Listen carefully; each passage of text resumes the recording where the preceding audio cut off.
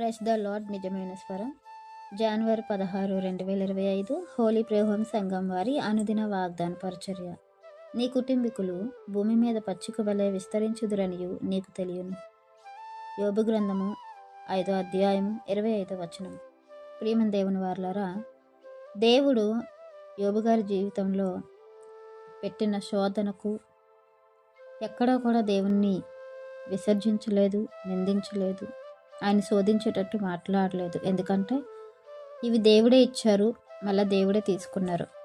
ఇవ్వడము దేవుని ఇష్టమై ఉంది, తీసుకోవడం దేవునికి హక్కుగా ఉంది అని ఒక మాట ఆయన పలికారు. ప్రియమైన దేవుని వాళ్ళరా, యోబు గారు ఆ ఆస్తి వల్ల, ఆ బిడ్డల వల్ల, అతను కలిగిన సిరి సంపద వల్ల బ్రతకట్లేదు, కానీ దేవుడి వల్ల నేను బ్రతుకుతున్నాను కాబట్టి దేవుడి అందులో ఉన్నటువంటి భయభక్తులు కానీ, ఆ యథార్థతను కానీ, ఆ విశ్వాసాన్ని కానీ, ఆ నమ్మకాన్ని కానీ ఆయన అక్కడ కోల్పోలేదు. మనం కూడా యోబు గారిని ఆదర్శంగా తీసుకొని దేవుడి అందులో ఉన్నటువంటి భయభక్తులు, మనకున్న యథార్థతను మనం కాపాడుకోవాలి. ఎక్కడ కూడా దాన్ని విడిచిపెట్టకూడదు. మన కష్టం వచ్చినా, బాధ వచ్చినా, నిందలైన, అవమానాలు ఎదురవుతున్నా, మన ముందు మరణము మన కోసం ఎదురు చూస్తున్నా, ఆ మరణాన్ని మనం జయించగలిగే శక్తి దేవుడు మనకిచ్చారు. ఆ మరణాన్ని దాటిపోవడానికి దేవుడు మనకు ఒక నిత్య మార్గాన్ని వేశారు. వాటి యందు మనం ప్రయాణం చేసినప్పుడు మన కళ్ళ ముందు ఎంత గొప్ప శోధన వచ్చినా, వేదన వచ్చినా, ఇరుకైన, ఇబ్బంది అయినా, బలమైన పరిస్థితులు ఎదురైనా సరే, మనం వాటిని దాటుకొని వెళ్ళడానికి ప్రయత్నించినప్పుడు దేవుడు మనల్ని ఎత్తుపట్టుకుంటారు.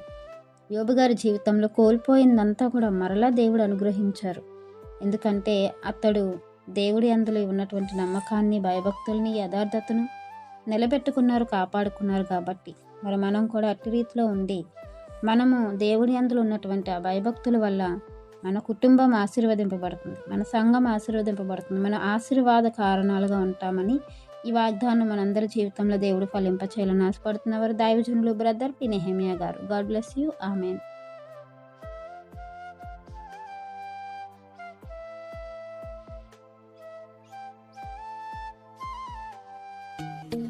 Hi friends, Holi prayer home Gajuwaka సంగమ వారు మాట్లాడిన విలువైన దేవుని సందేశములను మీరు వినటానికి మా యొక్క యూట్యూబ్ ఛానల్ హోలీ ప్రేయర్ హోమ్ను సబ్స్క్రైబ్ చేసుకొని పక్కనున్న బెల్ ఐకాన్ క్లిక్ చేయగలరు.